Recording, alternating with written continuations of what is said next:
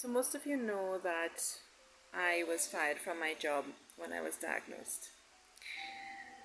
And that has been such a huge source of stress in the past year of my life because a lot of the times people have no idea how difficult it is to come to social media and beg people to help you to save your life, right?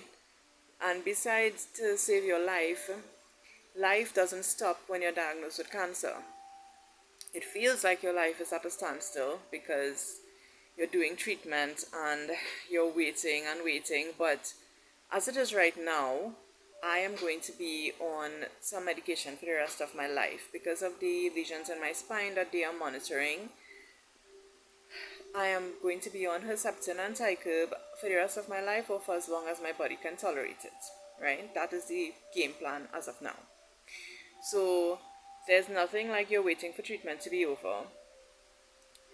And so many times in the past year, it really, I had to humble myself, swallow my pride, and take to social media and ask people, I need to do this, can you help me? Can you help me pay for this test? Or I need to buy this medication, because even right now, I need to raise money to buy some Tykerb and keep it as an emergency stash, just in case there's none at St. James, as sometimes happens, right? We can't get away from these things. The public health care is very overwhelmed. But my thing is, as a human being, right, how do you look somebody in the eye and or just decide that you are going to fire them because you don't want to deal with the off days or the mess, or you just don't want to deal. Bottom line, I would have told my former boss that there are cancer patients who work right through treatment. Their employers would have been, understanding. They would have adjusted their portfolio, adjusted the time that they had to work. Some understanding and compassion was given. And to me, I cannot understand how is it that no matter what you do, many employers look at their employees as just dollars and cents. We are all human beings. Life happens. People get sick. People have families. And even in case of women who work, who have children, there is very little understanding in the workplace. These things need to change. I am not saying if you have an employee who cannot fulfill their job, that you should just be paying someone for not doing their work. That is not what I'm saying.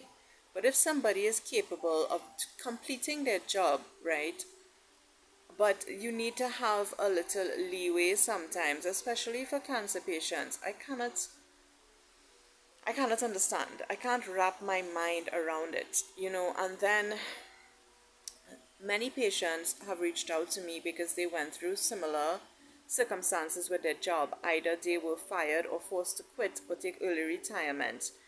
And it's so unfair. It is I am speechless at it because we are humans. I don't understand it.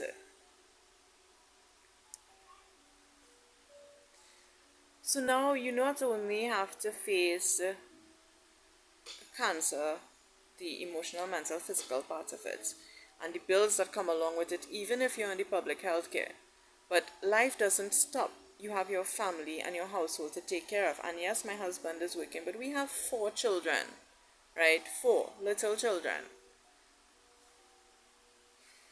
I am so tired of asking people for help. I am so tired of begging people and living off of the generosity of people, when I could have been working and earning a salary at the end of the day. My boss fired me. She unofficially fired me the day after my first chemo session, right? The morning after, I would have had a meeting with her to discuss whatever. And she told me, no, it's not going to work out. She can't see any way. And then I kept asking her, and she said, talk to the other cancer patients. And all of the suggestions I made, she said that it can't work. I was working virtually. I did not have to go into an office. I did not have to have Zoom meetings with anybody unless they were scheduled. A major part of my portfolio was estates, and anybody who's in the field know that there's no emergencies in estates unless we have to file an injunction or something like that, right? And she would have come to the conciliation meeting and downright lied, blatantly lied. You deserve an Emmy Award for that, by the way. You really do. But you have no heart.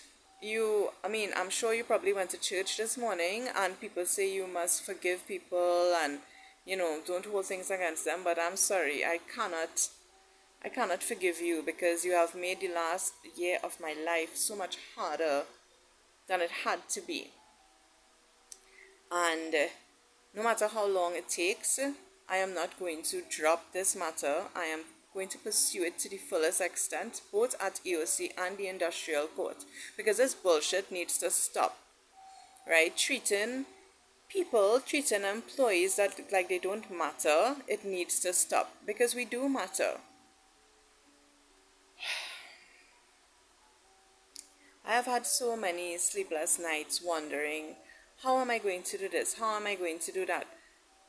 My children, we have been basically surviving, right? We don't go anywhere. I don't take them anywhere. There's no extras.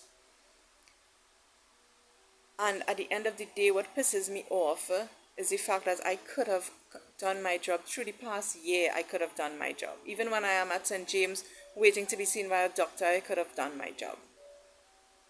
And the thing is, even for the patients who cannot do their job, that they're so sick that they can't do their job,